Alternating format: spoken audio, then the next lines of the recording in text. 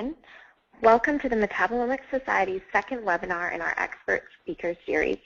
The Early Career Members Network has been working hard to create a webinar series dedicated to knowledge transfer, training, and the development of our early career scientists within the metabolomics community. We will be hosting a series of webinars this year, providing a combination of short and long duration seminars on a broad range of topics, including back to basics, informal training, debating sessions, and ad hoc sessions. Part of the fourth category is dedicated to expert speakers, providing the audience with presentations on current topics as well as further insight into the speaker's own research. Dr. Lloyd Sumner is our second speaker in this category. All material from this webinar will be recorded and uploaded to the Metabolomics Society website. This session will also be made freely available by the Metabolomics Society, so watch for updates on the Society's social media website. Today, Dr. Lloyd Sumner, professor within the Plant Biology Division at the Samuel Roberts Noble Foundation, will give a 20-minute presentation on large-scale computational and empirical UHPLC-MS-SPE-NMR annotation of plant metabolomes, describing tools developed by his group to address the challenges with large-scale identification of metabolites. Please note that there will be time for questions at the end of Dr. Sumner's presentation. Feel free to submit questions during the presentation via your webinar control panel application, and I will facilitate a question and answer period after Dr. Sumner's presentation.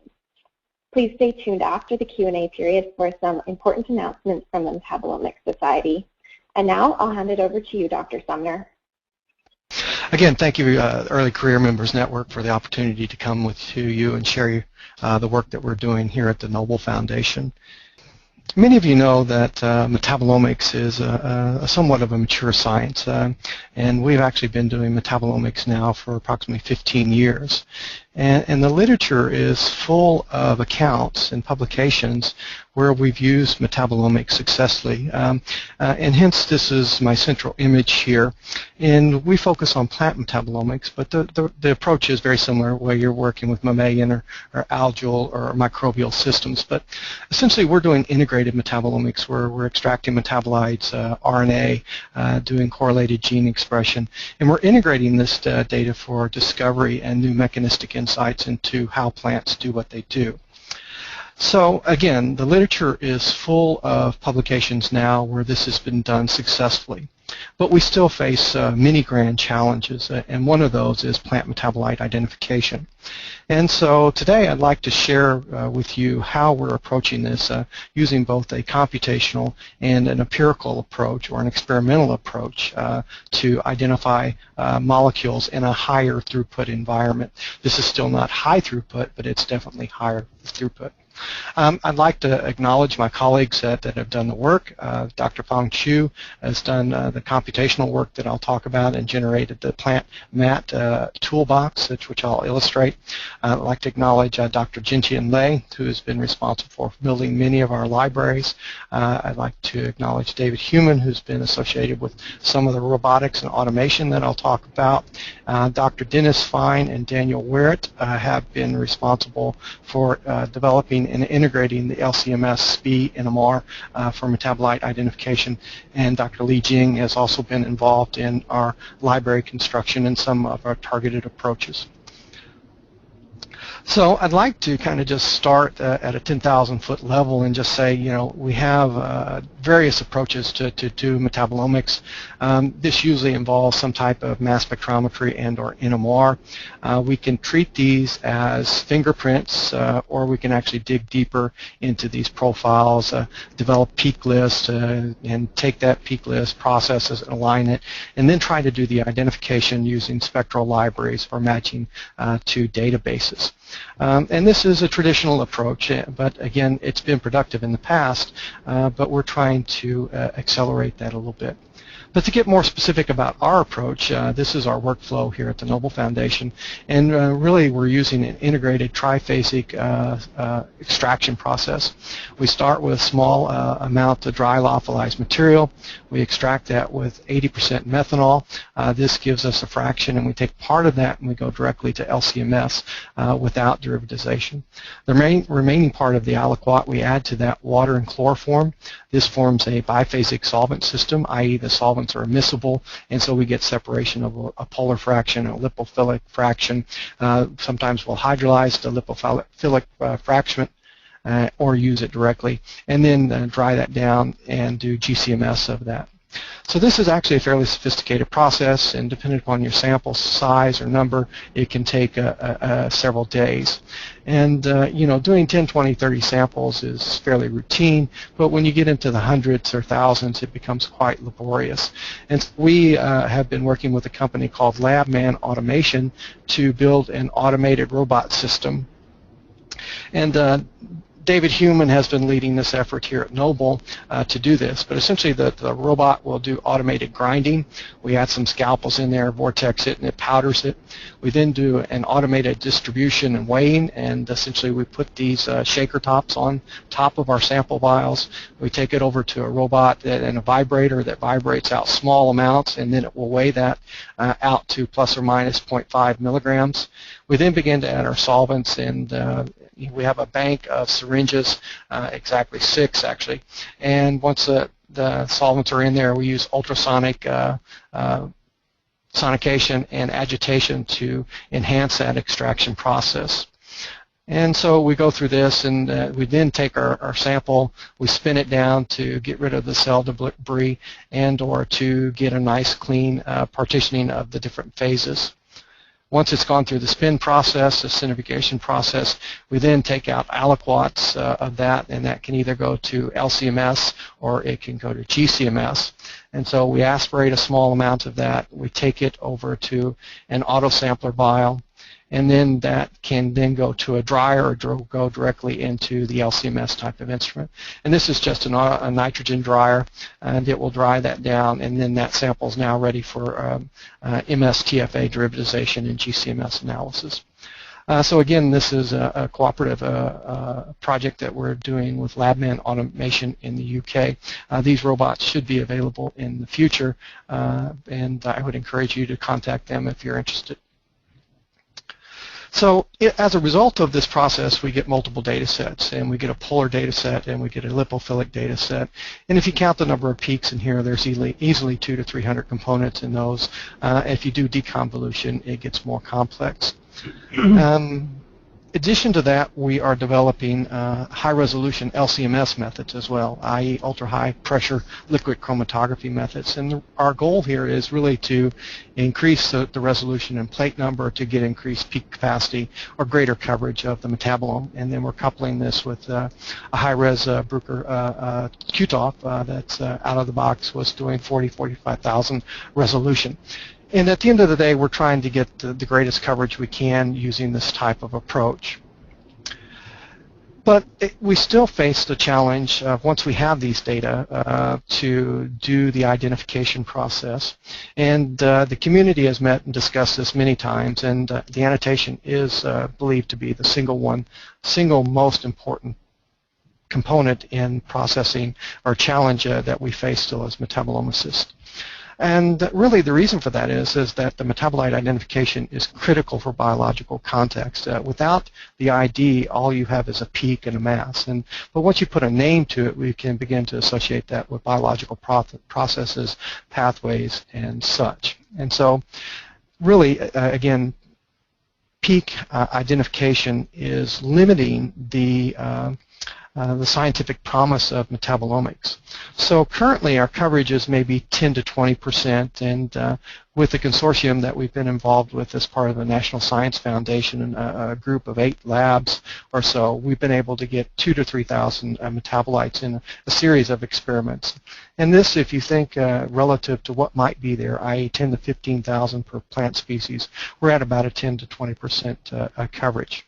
So I started this off by saying, well, metabolomics has been quite successful, and it has. But imagine the potential that's still there if we're only getting 20% of the information content. What is it likely to reveal if we can get much higher than that? And in plants, it gets a little bit more challenging as you move across species, because there's a large amount of chemical diversity, and much of this is in what we call specialized metabolism or natural products. And so there's a little bit of job security here for me in identification, because the challenge is so big, and it's not really going to be solved by my group, and it's not going to be solved by a few groups. And my vision is that ultimately this is going to have to be an international type of effort that comes together to bring this. And there's some, there's already an effort underway for the human metabolome. Excuse me, and this has been led by the Canadians and David Wishart and his group, and the Lipidomics Maps group here in the U.S., and they've invested huge amount of money in it, but unfortunately there's not that kind of dollar amount yet available for plants. And so we're actually, approaching this in a more focused annotation type of approach. So how are we doing our metabolite identification? Well, essentially, the questions we are asking is, can we use computational approaches and mirror those with cranial computers to quickly identify unknowns, to predict those unknowns in a very accurate manner? Can we expand our libraries and database coverage based on the known limitations that are currently there, and can we automate this process? And the early answer to that is yes. We're making great strides. And so the first approach that we take is traditional, in that we've been building custom libraries. And for example, Dr. Gentian has been working in our lab, and he's built some LC-MS libraries, mainly of natural products. And these are fairly focused on flavonoids, and the reason for that is that these are just commercially available relative to other natural products that we're interested in, such as the triterpenoids, saponins.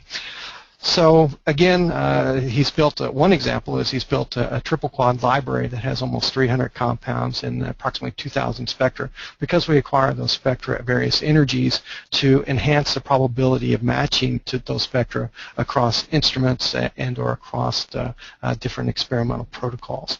So again, our first approach is to do metabolite identification through spectral matching, and I think this group is fairly aware of this, and that is that we do an experiment, we acquire a mass spectra for a peak that's in that experiment, we get some mass spectra that's associated with that, or a tandem mass spectra if we go that next step, and this being a tandem mass spectra.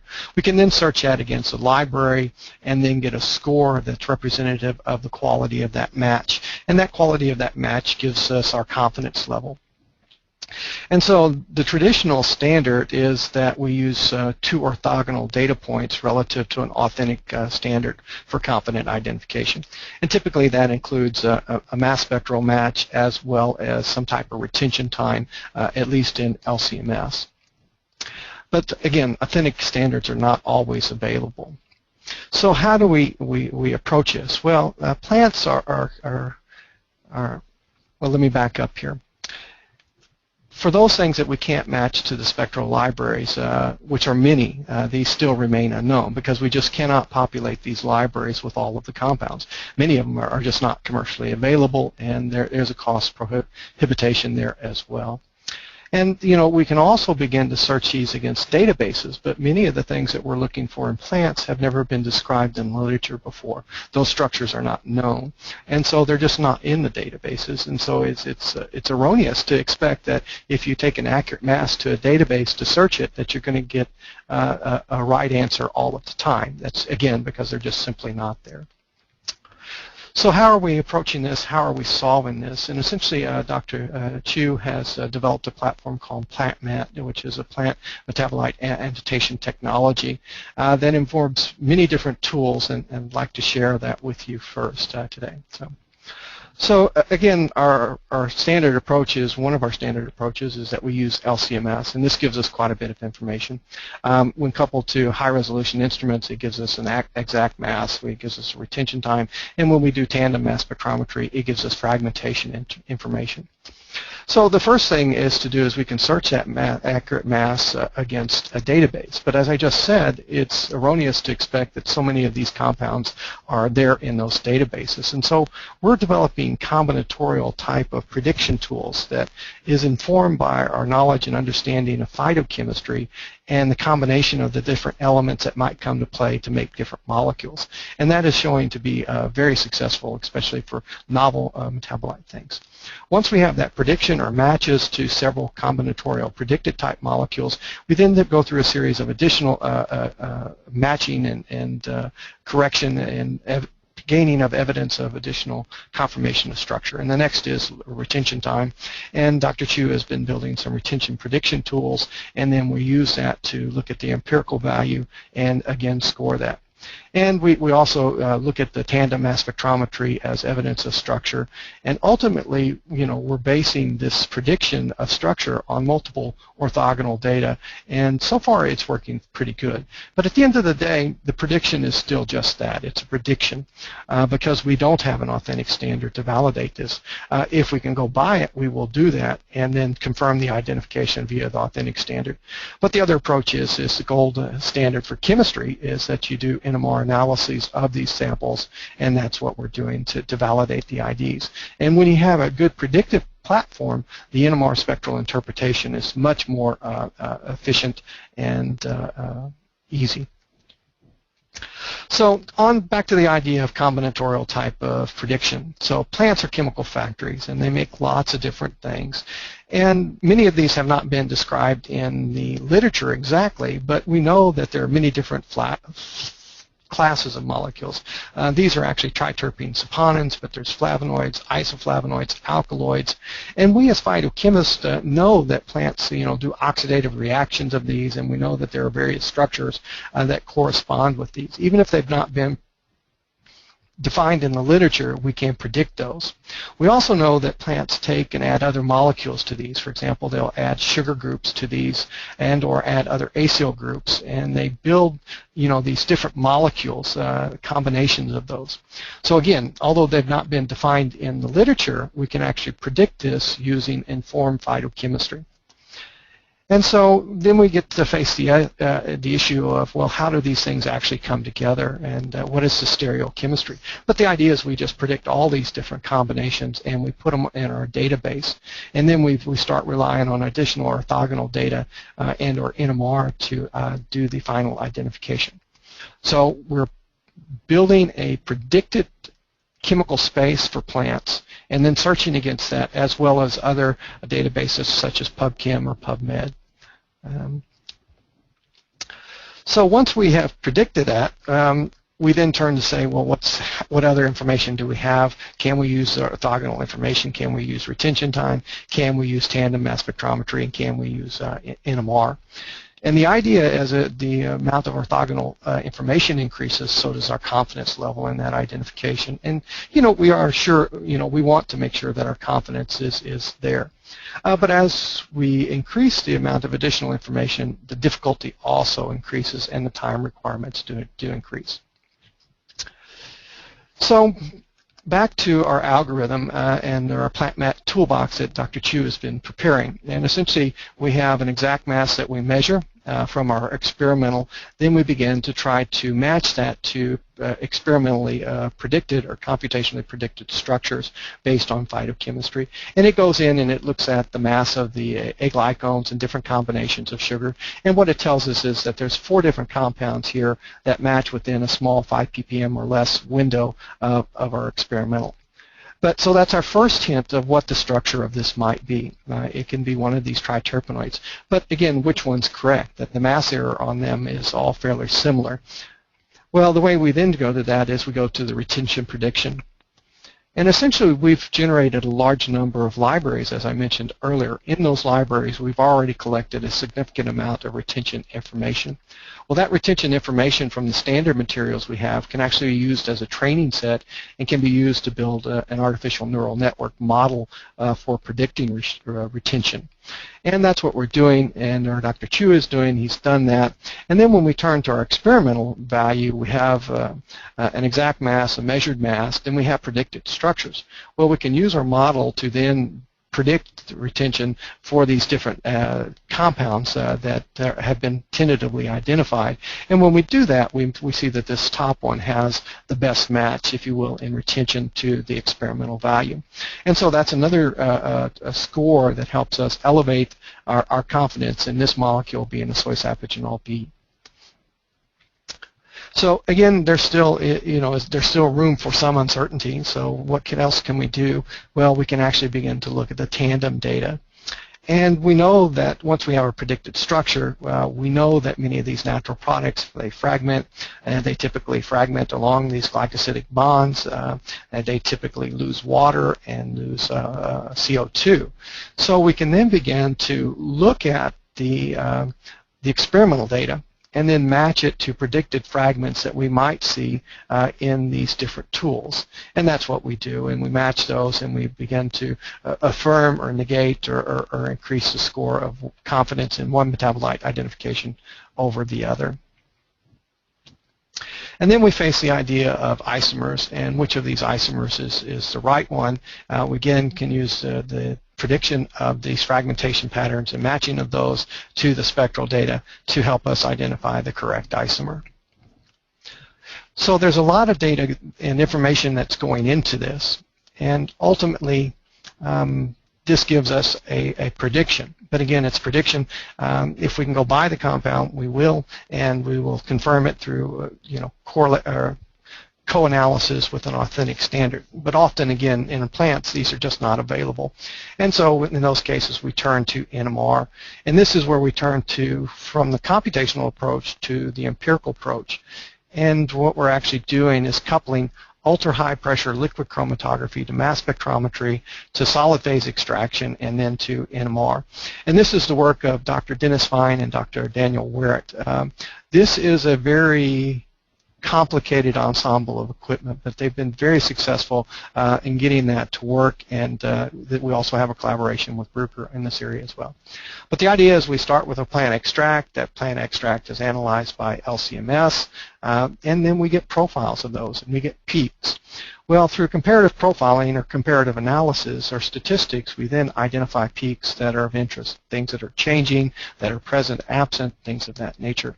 And we go through our computational approach or our library searchings trying to identify those. But if we can't do that, or if we need to confirm an identification, what we then do is we isolate that peak via fractionation. Now, this fractionation is not in the liquid phase, it's in the solid phase. So most everybody's, or maybe it's an older scientist would recognize this, but we often collect fractions into a tube from the HPLC. And that's a liquid fraction collection. We're also doing solid phase extraction, where we actually isolate that peak onto a cartridge, to an absorbent cartridge.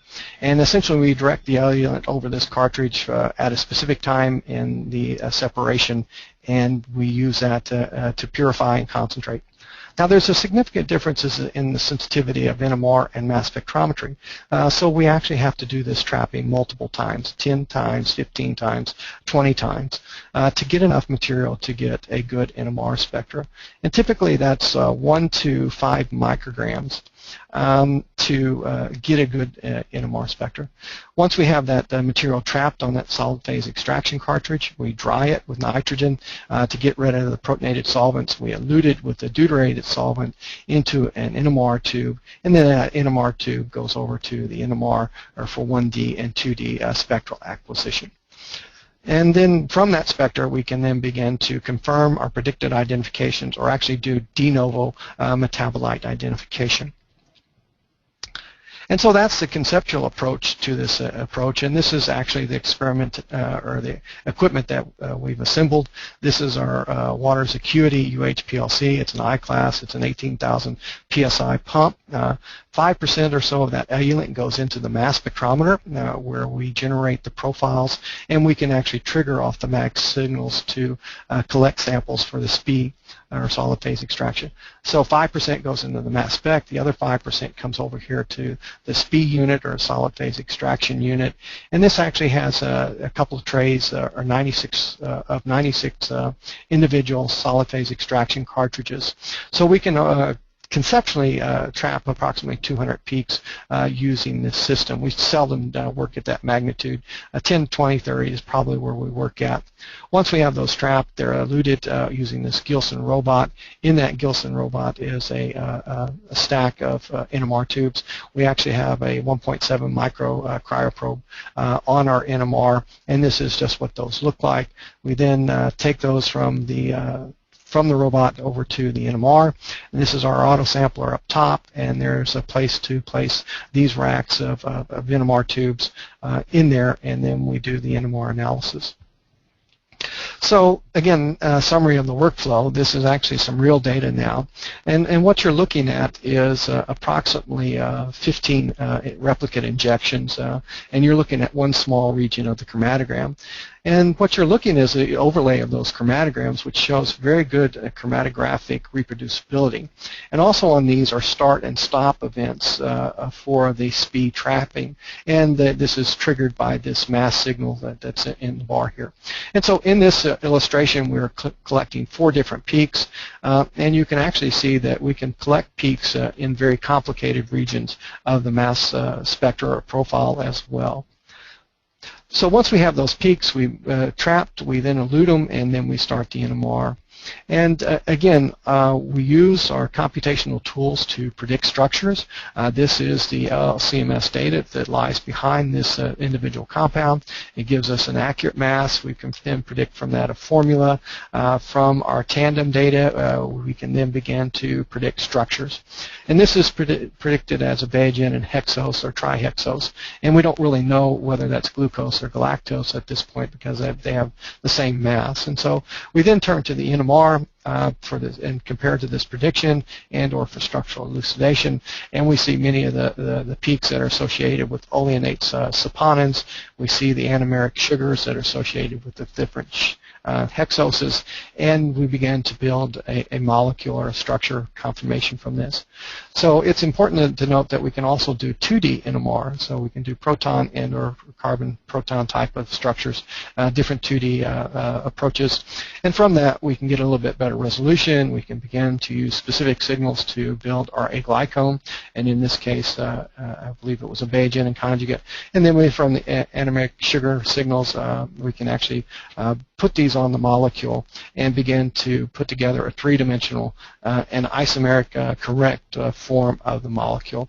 And so this is a 3-diglucose, 28-glucose Bayesian compound, and that we can confirm using this type of approach. So now, we spent a significant amount of time, a year and a half building the platform, but we're now in production mode, and we're beginning to isolate peaks. We're beginning to identify those as both flavonoids and terpenoids. And again, if you look at the chromatogram, you can see that we're collecting these peaks from very complicated regions of the profile and getting successful identification. And so we're now going into, again, a production mode where we're trying to identify as many compounds as we can in these profiles. And so the first approach is to predict the structures and formulas. Often we match them to unknown spectra. So in our libraries, we've been building libraries of unknowns as well that we observe in our profiles, and we can match those across different samples as well. And so, some of these have identification, some of them are still matched to unknowns, but this is really the embryogenesis of a metabolome sequencing project, if you will, that we're doing in both Metacoccus truncatula, which is a model legume, and Arabidopsis thaliana, which is also another model plant. So So in summary, we are building computational tools that are being used to predict structures, and our success rate is actually fairly high in predicting those structures. And again, by building these combinatorial databases with a little bit of informed phytochemistry, this seems to work. So we're also building empirical approaches that can also be used in conjunction with the computational approaches, and or they can actually be used independently. There's a little bit more cranial computing and interpretation involved when we go in blind to do the NMR interpretation, but it is the gold standard in how we've been doing this for years. And then finally, again, this is kind of our embryogenesis to one of the first plant metabolomic sequencing projects that we're doing. We're actually working with colleagues in Japan as well to do this in both a systematic manner as well as biologically driven manner, in that we're trying to focus part of our time on just saying, let's identify the most abundant metabolites, and part of our time trying to identify metabolites that are important to cell wall formation, for example, in lignin plants or lignin mutants, and/or fatty acid biosynthesis. So with that, I'll bring this to a close. I need to thank the funding agencies that are funding us. And, you know, the Noble Foundation is funding our lab as well. The NMR is funded through an NSF MRI award. We are also collaborating with Bruker Daltonics and specifically Eiko Barsh for the LC-MS side. And then we have another project from NSF, which is a joint program with the Japanese Science and Technology Agency, and we're partnered with Kazuki Saito and many groups from Riken to do this systematic and biological annotation of the plant metabolomes. And with that, I'll draw it to a close and hand it back over to our moderator and enter the question-answer time. So Jennifer, Thank you, Dr. Sumner. That was a great presentation and an impressive amount of work that your group has done. We have a couple of questions coming in from the audience, so we'll take a few minutes to go through some of these. The first question, what is more important in metabolomics in the future of plant metabolomics? More coverage in terms of numbers, or high-resolution accurate mass, or exact quantification? Well, this has been vetted some through the community, so it's not necessarily my opinion, but all of these have been vetted as important topics, but identification has been vetted as the major challenge. And again, that's where biological context starts. But the others are, you know, quantitation, for example, is very important. Coverage is very important, and we have opportunities in all of those areas. Okay, great. Another question here. How many peaks do you typically isolate per sample, and how long does it take to analyze each sample? So typically we do comparative profiling, and our standard LC-MS approach is 20, well, it's actually 35 minutes, I think. So we typically will do the profiling. Then as we begin to target compounds, typically we will work in batches of 10, 20, maybe 30. 30 is getting pretty ambitious. There's some temporal limitations in the SPE unit of how fast it can switch cartridges. So it's very difficult for us to pick two peaks right next to each other, for example. So, but you know, we can collect 20 compounds overnight from 15, 20 separate LC-MS type of analyses. So within a day, we can purify those compounds. Then, you know, the NMR is still the challenge after that. Getting proton spectra, if we have enough, is usually pretty straightforward. Doing the 2D experiments takes a lot more time. So we may spend several hours collecting a 2D type of experiment. But again, this is higher throughput as opposed to high throughput. Historically, you know, the phytochemist would go to the bench or to the hood and would grind up kilograms of material in hopes of purifying a milligram or more to do the NMR. But now we're working at the microgram level, and this is not a manual process, but a fairly automated process that is accelerating this. And so I guess really when you you want a real quantitative number, our goal was to do 50 compounds last year, and we did it. Our goal is to do that again and possibly accelerate this year. But as we get better at this, we should be able to even accelerate faster than that. If we were to parallel systems, we could even scale up that way as well. That's great. In terms of throughput, how much time do you think that the current workflow that you're using saves compared to conventional methods? I might have to ask for a little bit more clarification there on the conventional. What do they mean by conventional? But if historically, our workflow is that we are doing, if you will, conventional LC-MS profiling, in that, except that we're using fairly high-resolution systems to do that. We used to do a 1 hour plus LC separation for HPLC, which I define as pump pressures of about 5,000. We were able to accelerate that quite a bit by going to UHPLC, and we've actually cut that in half. Others are doing much more ballistic type of separation gradients for LC, but we just feel if you spend a little bit more time to dig that the additional data and information is there, and it's worth the time effort. But if you have 10,000 mutants that you're trying to screen, this may not be the most efficient way, and you may want to use one of these more appropriate ballistic approach. Okay, we have another audience member asking if you could please explain a bit more about how you trap and isolate peaks. Okay, let's go, if we can, go back up. Bear with me as I scroll back up here. Okay. How about we use this protocol again, and let me, okay. So again, we're doing extraction and analysis by LC-MS. And in that, we get a HPLC chromatogram. And this is, a 5-minute window of that. And that we identify one or more peaks that are of interest. So if you remember, 5% of that is coming into the mass spec. The other 95% is going into the SPE unit. So what we do is we use a mass and or time trigger. We can set thresholds that diverts that. So there's a physical valve that puts this onto this cartridge. It passes that eluent or HPLC outflow over this cartridge. We add additional solvents, actually water, to change the elution strength of the flow through this SPE cartridge, and it's absorbed onto that. So much like you have retention on a normal HPLC cartridge, you can have retention on these as well. And that retention is based on, and elution is based on the solvent composition. So we change the solvent, we add more aqueous as opposed to less organic, and it actually traps onto this cartridge. And you can play with the chemistries of the cartridge, and there's all different types of chemistries. We've done some extensive testing, or Dennis has done some extensive testing, and picked a specific cartridge chemistry.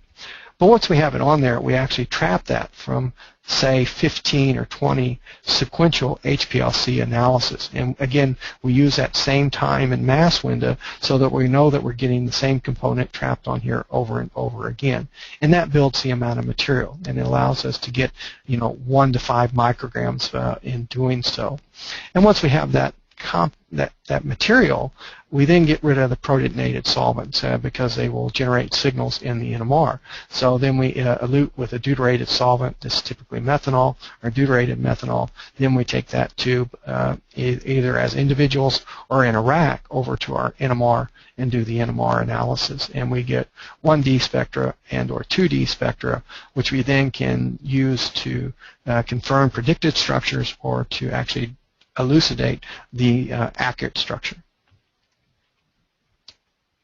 Great. I think we have time for just one more question before a few more announcements from the Metabolomics Society.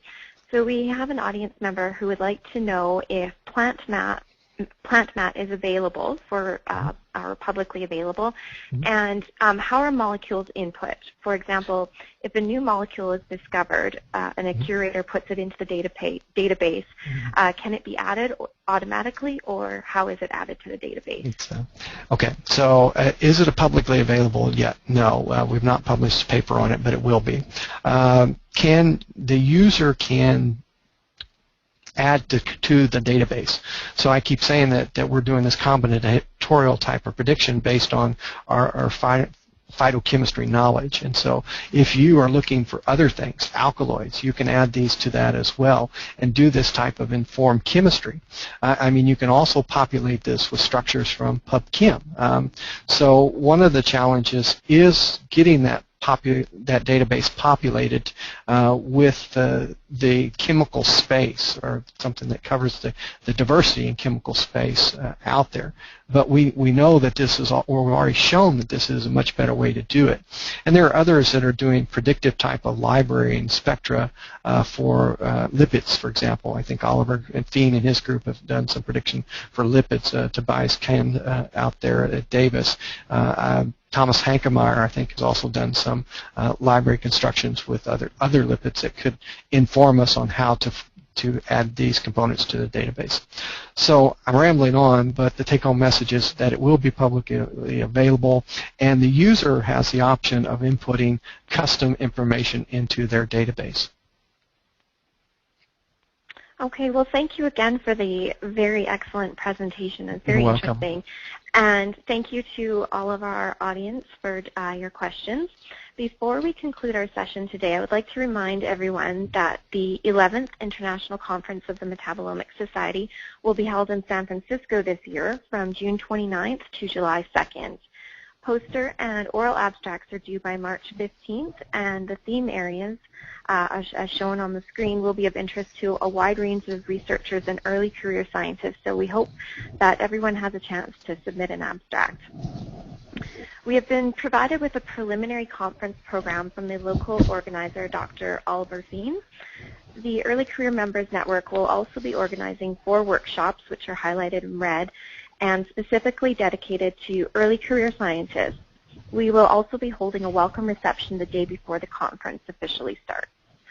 The Metabolomics Society is offering 2 types of travel awards this year, the first including 10 awards for registered students, and the second is another 10 awards for early career scientists that are within 5 years of their highest degree. Early bird registration ends on April 15th, so keep that in mind. As a member of the Early Career Members Network, I hope you will join us for our future webinars, and we hope to see you all in San Francisco. That concludes our webinar, and thank you everyone for joining us today.